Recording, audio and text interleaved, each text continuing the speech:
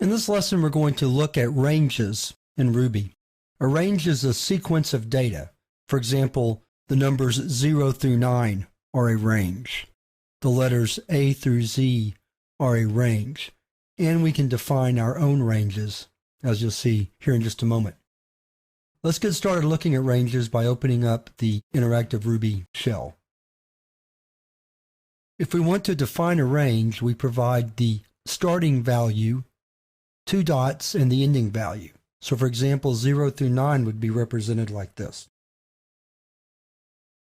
A through Z would look like this. If we want to define our own range, we can do it like so.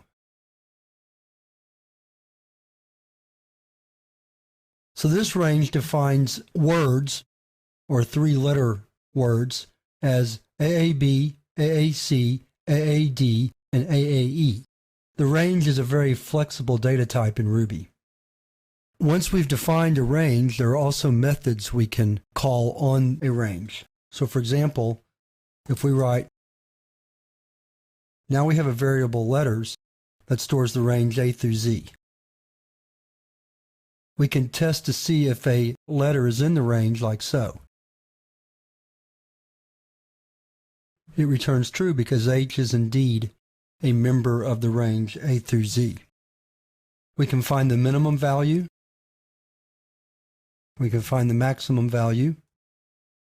We can also display each of the members of a range like so.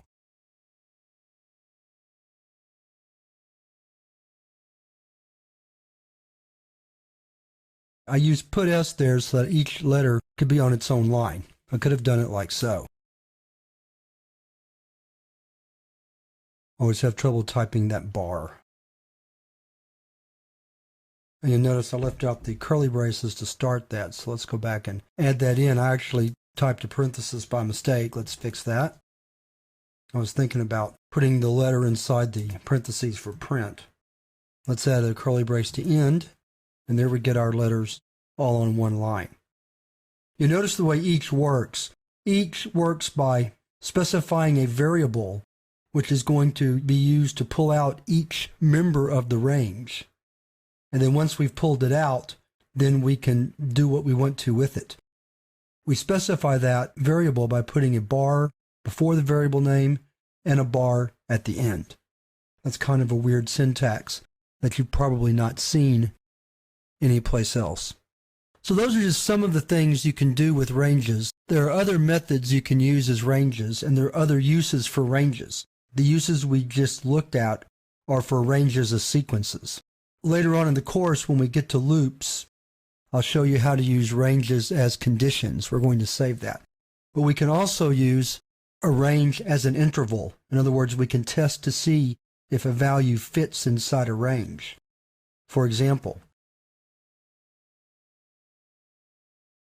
if we write letters and then 3 equal signs, which is called the case equality operator, then we can determine if a particular letter is part of that interval or range.